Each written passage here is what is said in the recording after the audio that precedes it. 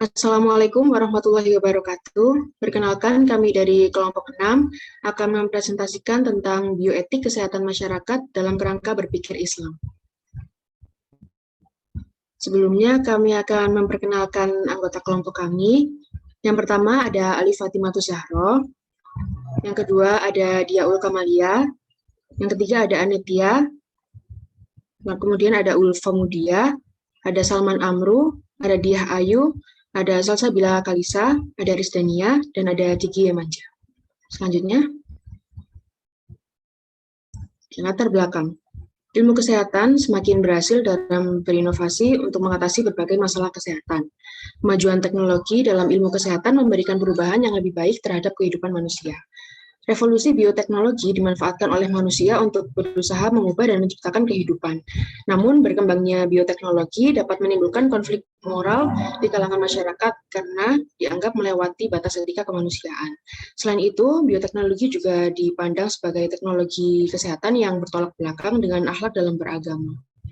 Untuk mengatasi konflik ini, perlu adanya bioetik yang dapat berfungsi sebagai pengatur dan penata dalam keberlangsungan perkembangan ilmu pengetahuan dan teknologi dalam bidang kesehatan. Dengan adanya bioetika, diharapkan dapat mencegah masalah-masalah baru yang dapat memberikan solusi untuk mengatasi konflik moral yang semakin meningkat pula. Hal itu karena dalam bioetika, moral dan etika menjadi prinsip dasar yang harus dijadikan pedoman dalam pemanfaatan teknologi yang sedang berkembang saat ini. Kemudian, selanjutnya,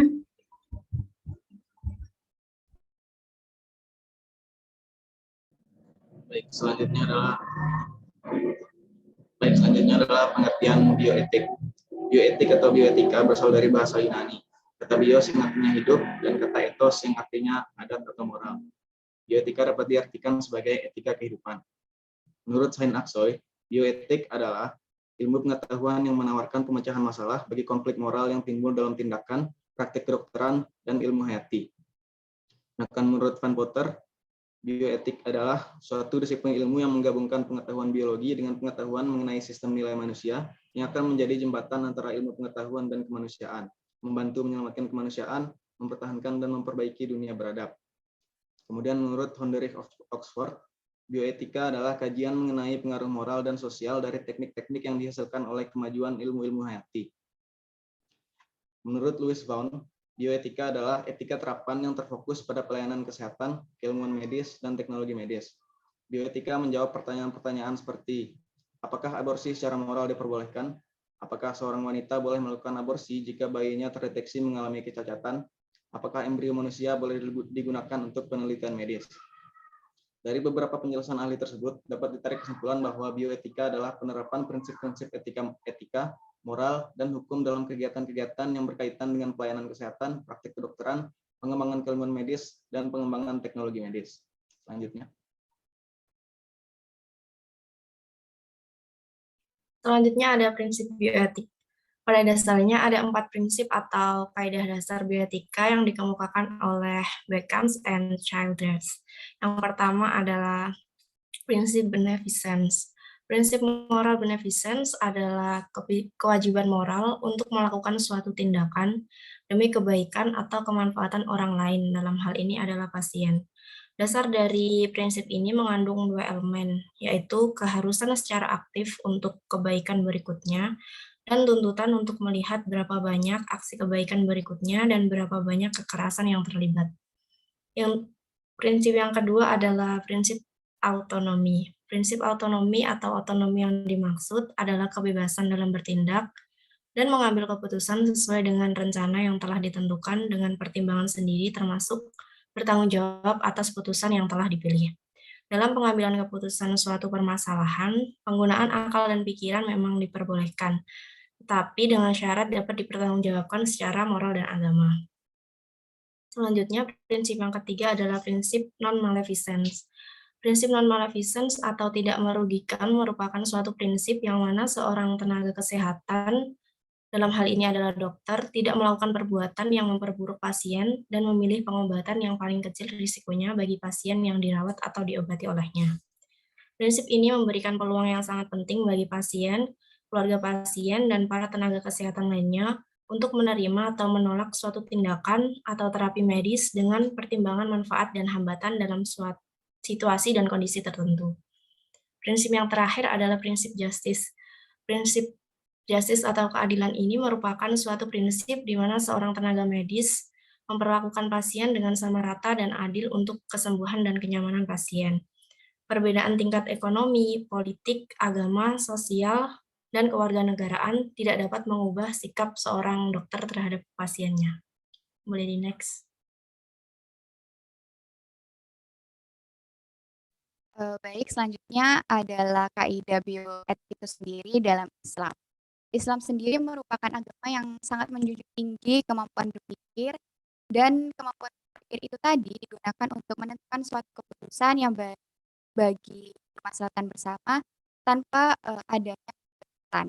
Dan hal tersebut juga telah disampaikan oleh Rasulullah SAW di beberapa hadis, yakni agama adalah penggunaan akal dan tidak ada agama bagi orang yang tidak berakal. Dan bioetik ini juga merupakan salah satu penerapan dari penggunaan akal oleh umat manusia dalam perkembangan teknologi dan juga biologi, khususnya di medis. Bioetika memang tidak secara gamblang dijelaskan di Al-Quran maupun hadis, tetapi beberapa ulama juga telah menyampaikan bahwa bioetik ini bisa diterapkan dan sejalan dengan Islam, asalkan dalam penerapannya menerapkan prinsip-prinsip yang telah ditentukan dalam Islam, yaitu melalui ijtihad para ulama. Sehingga dapat dikatakan bahwa bioetika bisa diterima dalam Islam dengan catatan bahwa segala sesuatu yang terkait di dalamnya sesuai dengan aturan atau hukum Islam yang ada dalam Al-Quran, Al-Hadis maupun ijtihad para ulama. Selanjutnya,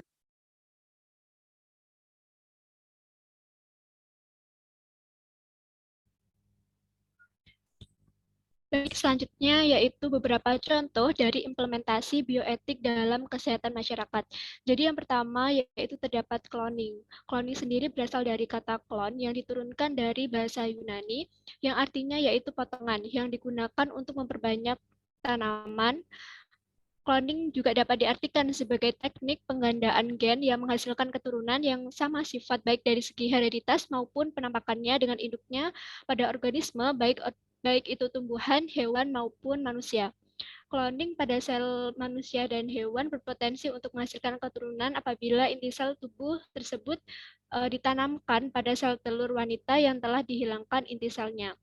Cloning pada hewan dan tumbuhan bermanfaat dalam perkembangan ilmu pengetahuan dan kesejahteraan manusia. Selain itu juga dapat dimanfaatkan untuk penelitian di bidang medis untuk kebutuhan pengobatan.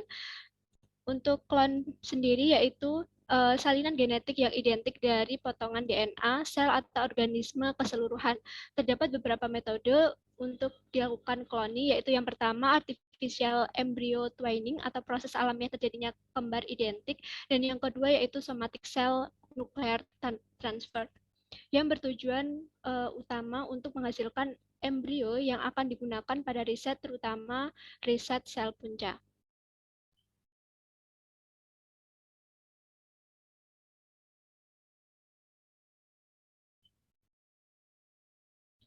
Nah, baik, yang selanjutnya yaitu abortus. Abortus sendiri merupakan tindakan penghentian dini suatu proses alami atau penyakit dengan cara mengeluarkan hasil konsepsi dari uterus sebelum janin viabel. Sedangkan menurut Kunadi, aborsi adalah pengeluaran buah kelamin pada janin masih sedemikian kecilnya sehingga tidak dapat hidup di luar rahim apabila berat badan janin kurang dari 1000 gram atau kehamilannya kurang dari 20 minggu. Nah, dari dua pengertian tersebut, janin apakah dalam keadaan hidup atau mati tidak dipersoalkan. Namun, janin yang belum memiliki tanda-tanda kehidupan seperti terdapat pada manusia, yaitu terdapat respirasi, peredaran darah, dan juga aktivitas otak, maka disebut dengan aborsi. Nah, secara umum, pengguguran kandungan dapat dibagi menjadi dua macam, yaitu aborsi spontan dan atau spontaneous aborsi, yaitu pengguguran tidak sengaja yang terjadi tanpa tindakan apapun. Sedangkan yang kedua yaitu aborsi buatan atau provokatus aborsi. Aborsi yang terjadi akibat suatu tindakan yang dibedakan menjadi dua, yakni aborsi artificialis mohon maaf, yang pertama yaitu Artificialis therapicus dan aborsi procatus criminalis. Yang pertama, aborsi Artificialis therapicus adalah pengguguran yang dilakukan oleh dokter atas dasar indikasi medis yang dilakukan untuk menyelamatkan ibu. Karena apabila kehamilan ini dipertahankan dapat mengancam dan membahayakan jiwa si ibu. Sedangkan aborsi dalam bentuk ini juga dikenal dengan istilah al-ishat al-dahuri atau al-ijad al-ilaili. Sedangkan aborsi provocatus criminalis adalah pengguguran yang dilakukan tanpa dasar indikasi medis. Sebagai contoh adalah aborsi yang dilakukan untuk mengakhiri kehamilan hasil hubungan seks di luar perkawinan. Di kalangan ulama Islam disebut dengan al-ikhtiyari atau al-ijadah al-ittimai.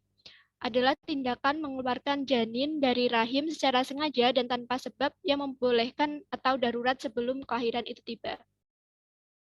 Bisa di next.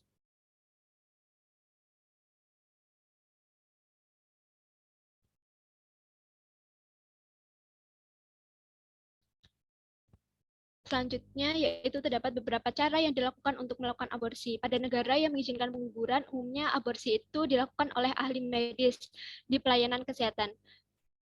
Untuk pengguguran yang dilakukan secara medis terdapat beberapa metode. Yang pertama yaitu curette dan dilatex. Dan yang kedua yaitu dengan menggunakan alat khusus, mulut rahim, dan janin dikiret. Yang ketiga, aspirasi, yaitu metode dengan penyedotan isi rahim dengan pompa kecil. Dan yang keempat, yaitu histerektomi, melalui operasi. Selain itu juga aborsi juga banyak dilakukan oleh jasa dukun bayi, terutama di daerah pedesaan yang banyak dilakukan secara ilegal tanpa memperhitungkan keselamatan perempuan. Aborsi oleh dukun bayi dapat dilakukan seperti dengan memijat perut atau pinggul dengan cara paksa untuk mengeluarkan janin, sehingga terjadi pendarahan yang bisa berakibat kepada kematian. Aborsi di Indonesia sendiri diatur dalam peraturan, diantaranya pada pasal-pasal dalam KUHP yang menerangkan tentang aborsi, yakni KUHP pada pasal 299, KUHP pada pasal 346, KUHP pasal 347, KUHP pada pasal 348, dan KUHP pasal 349.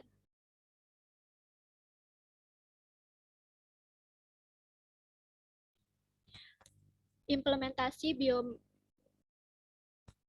yang ketiga yaitu bayi tabung. Bayi tabung merupakan terjemahan dari artificial insemination. Artificial artinya buatan ketiruan, sedangkan insemination yaitu yang diambil dari bahasa Latin inseminatus yang artinya pemasukan atau penyimpanan. Bayi tabung disebut juga dengan in vitro fertilization dalam bahasa kedokteran yang merupakan suatu usaha yang dilakukan oleh pasangan suami istri memperoleh keturunan dengan pembuahan dalam tabung tanpa melakukan hubungan seksual. Pada kondisi normal, pertemuan ini berlangsung di dalam saluran tuba. Bayi tabung membantu pasangan suami istri yang keduanya atau salah satunya terdapat hambatan alami pada suami atau istri, sehingga menghalangi bertemunya sel sperma dan sel telur. Misalnya pada tuba falopi terlalu sempit atau ejakulasi terlalu lemah, proses bayi tabung dimulai dari sel telur yang sudah matang, diambil dari hidung telur, lalu dibuahi dengan sperma di dalam sebuah medium cairan. Setelah berhasil, embrio kecil yang di dalam dimasukkan ke dalam rahim dengan harapan dapat berkembang menjadi bayi. Proses yang berlangsung di laboratorium ini dilaksanakan sampai menghasilkan suatu embrio yang akan ditempatkan pada rahim ibu. Pengambilan sel telur dilakukan dengan dua cara, yaitu yang pertama, indung telur dimasukkan dengan menjepit dan dilakukan penghisapan, dan cara kedua yaitu melalui folikel yang tampak layar ditusuk dengan jarum melalui vagina, kemudian dilakukan penghisapan folikel yang berisi sel telur seperti penghisapan laparoskopi.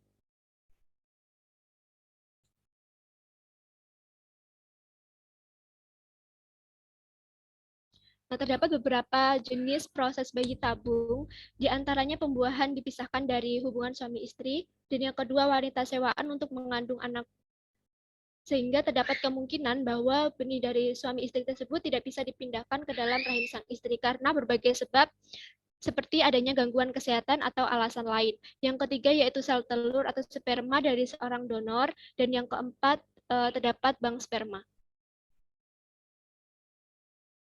Bisa di next. Nah, selanjutnya merupakan akibat atau mafsadah dari bayi tabung. Akibat dari bayi tabung dapat terjadi percampuran nasab, padahal Islam sangat menjaga kesucian atau kehormatan kelamin dan kemurnian nasab. Hal ini karena ada kaitannya dengan kemahroman dan kewarisan. Selain itu juga bertentangan dengan sunatullah atau hukum alam. Inseminasi pada hakikatnya sama dengan prostitusi atau zina karena terdapat pencampuran sperma dan ovum tanpa perkawinan yang sah. Selain itu juga kehadiran anak hasil inseminasi buatan bisa menjadi sumber konflik di dalam rumah tangga, terutama bayi tabung dengan bantuan donor merupakan anak yang sangat unik yang bisa berbeda sekali bentuk dan sifat-sifat fisik dan karakter mental si anak dengan bapak ibunya. Selain itu juga anak hasil inseminasi buatan atau bayi tabung yang percampuran nasabnya terselubung dan sangat dirahasiakan donornya adalah lebih jelek daripada anak adopsi yang pada umumnya diketahui asal dan nasabnya. Dan yang terakhir, bayi tabung lahir tanpa proses kasih sayang yang alami, terutama pada bayi tabung lewat ibu titipan atau sewaan.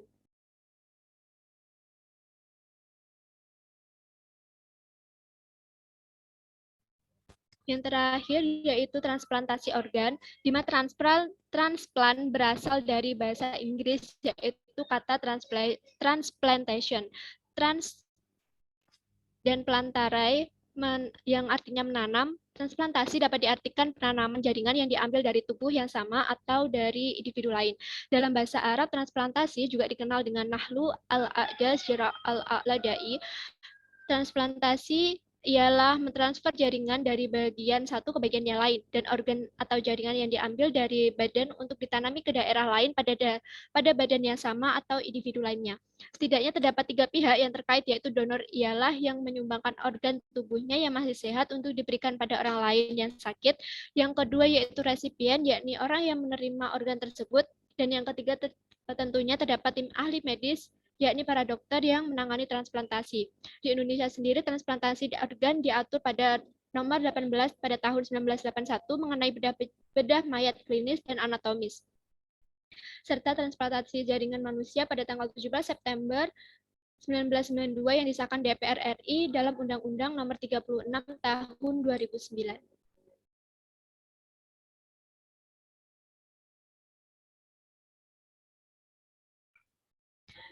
Yang selanjutnya terdapat transplantasi juga terdapat beberapa jenis, baik berupa sel, jaringan maupun organ tubuh, di antaranya yaitu yang pertama autografi, yang kedua alograf, isograf, dan xenograf. Menurut Kutbuddin Aibak, dilihat dari hubungan genetik antara donor dan resipien ada 3 macam transplantasi. Yang pertama yaitu autotransplantasi, yaitu transplantasi di mana donor dan resipiennya dalam satu individu. Yang kedua yaitu homotransplantasi, di mana antara donor dan resipiennya merupakan individu yang sama, manusia dan manusia. Sedangkan yang ketiga yaitu heterotransplantasi, yaitu donor dan resipiennya adalah hewan dan resipiennya manusia. Di antara ketiga macam transplantasi tersebut, autotransplantasi memiliki risiko yang paling sedikit karena hal ini tidak menimbulkan rejeksi. Jika organ berasal dari organ lain menimbulkan rejeksi yang mengakibatkan berbagai komplikasi.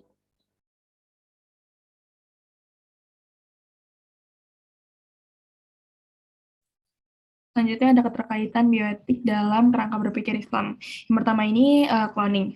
Jenis cloning yang beragam membuat hukum pelaksanaannya pun juga beragam. Saat ini jenis cloning hewan dan cloning tumbuhan belum pernah menjadi masalah besar. Namun masih banyak perdebatan terkait hukum cloning manusia dalam Islam karena memerlukan banyak pemahaman dan penyesuaian pendapat yang berbeda baik dari segi etik, moral maupun hukum. Dalam Islam, cloning termasuk masalah ijtihadiyah atau sesuatu yang tidak diatur secara jelas dalam Al-Quran dan juga Sunnah. Karena itu, besar kemungkinan para ahli agama dan atau ulama memiliki pendapat yang berbeda terkait masalah ini. Meski begitu, banyak para ahli yang bukan ahli agama sekalipun juga menentang cloning manusia. Beberapa ahli hukum Islam bahkan ada yang menyimpulkan bahwa cloning manusia hukumnya haram. Selanjutnya.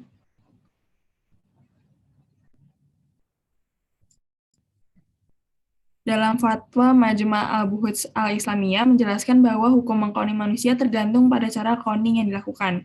Paling tidak ada 4 cara yang bisa dilakukan dalam cloning manusia. Yang pertama, cloning dilakukan dengan mengambil inti sel atau nucleus of cells wanita lain pendonor sel telur, yang kemudian ditanamkan dalam ovum wanita kandidat yang nukleusnya telah dikosongkan. Yang kedua, cloning dilakukan dengan menggunakan inti sel wanita kandidat itu sendiri, dari sel telur milik sendiri bukan dari pendonor. Yang ketiga, cloning dilakukan dengan menanamkan inti sel jantan ke dalam ovum wanita yang telah dikosongkan nukleusnya. Sel jantan ini bisa berasal dari hewan, bisa juga dari manusia. Terus manusia ini bisa juga dari pria lain atau bisa juga langsung si suami wanita. Dan yang terakhir atau yang keempat, cloning ini bisa dilakukan dengan cara pembuahan ovum oleh sperma dengan tanpa hubungan seks, yang dengan proses tertentu bisa menghasilkan embrio-embrio kembar yang banyak.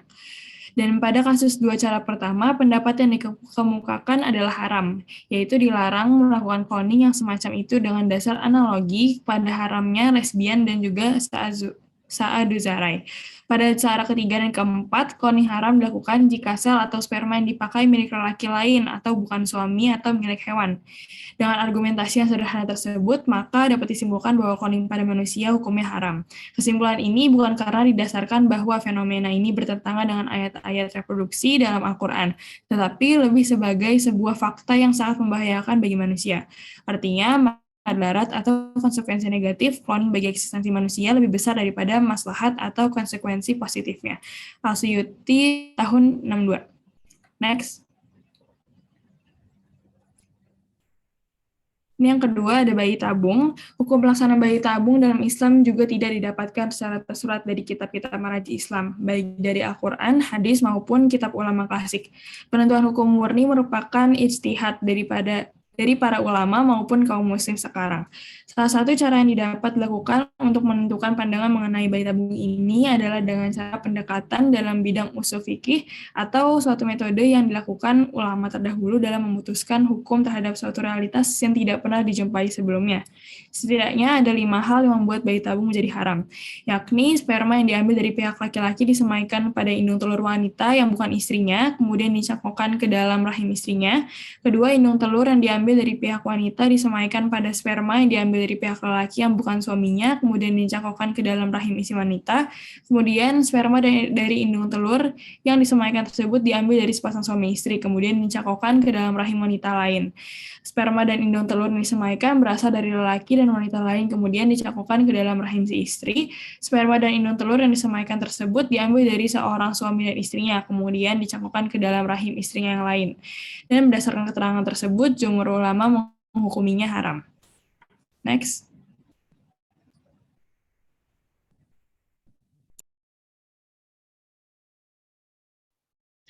Baik, selanjutnya adalah mengenai transplantasi organ. Ketentuan mengenai transplantasi organ diatur dalam surat Al-Baqarah ayat 178 yang berbunyi sebagai berikut.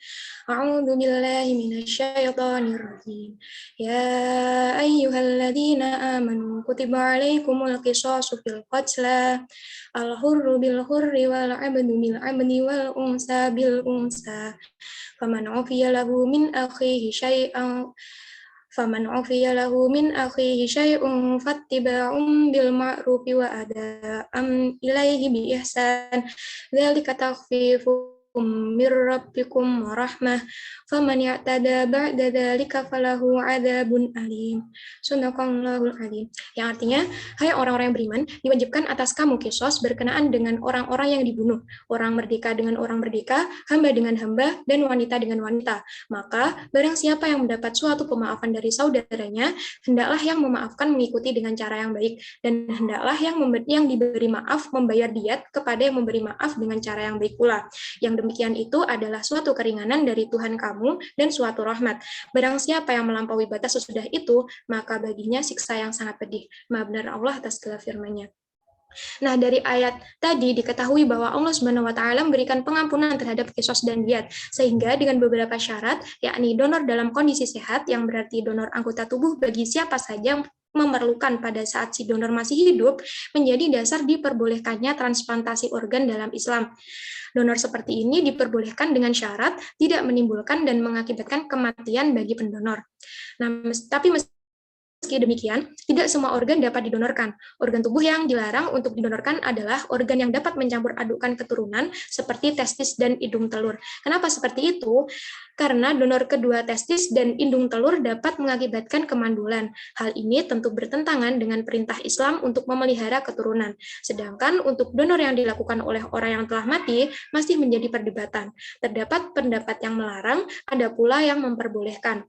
Jika pendonor dalam keadaan sekarat, pencakupan organ tidak mengakibatkan sesuatu yang dapat membahayakan, serta wali menyetujuinya dengan niat membantu atau menolong tanpa adanya unsur keuntungan atau jual beli, maka hal ini diperbolehkan. Pada akhirnya hanya Allah Subhanahu wa taala yang tahu segala sesuatunya. Apabila memang diniatkan untuk membantu sesama tanpa mencari keuntungan, insya Allah hal tersebut diperbolehkan. Next.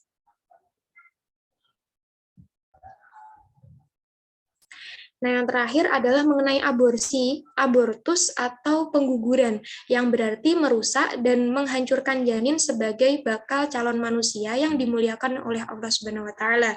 Janin itu berhak hidup dan lahir dalam keadaan selamat, sekalipun berasal dari hubungan yang tidak sah.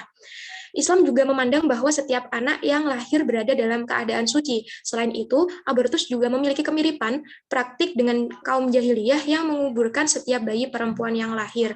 Oleh karena itu, jelas sekali bahwa tindakan abortus ini telah melanggar moral keislaman serta merusak kemuliaan manusia yang telah dianugerahkan oleh Allah Subhanahu wa taala. Nah, berikut ini merupakan hukum melakukan aborsi menurut pandangan para ulama. Yang pertama adalah menurut Imam Hanafi. Beliau menghukumi bahwa aborsi adalah mubah atau diperbolehkan dengan catatan belum adanya tanda-tanda kehidupan.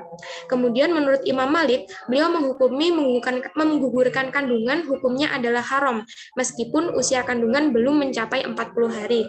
Selanjutnya menurut Imam Syafi'i, beliau menghukumi makruh menggugurkan kandungan apabila sudah mencapai pada usia antara 40, 42, dan 45 hari dari awal kehamilannya. Sedangkan menurut Imam Ar-Romli, boleh menggugurkan kandungan selama janin belum ada ruh. Pendapat mazhab Hanabilah sama dengan pendapat mazhab Imam Hanafi, yakni mereka berpegang teguh pada bolehnya menggugurkan kandungan selama masa 4 bulan pertama atau 120 hari dari awal kehamilan. Next.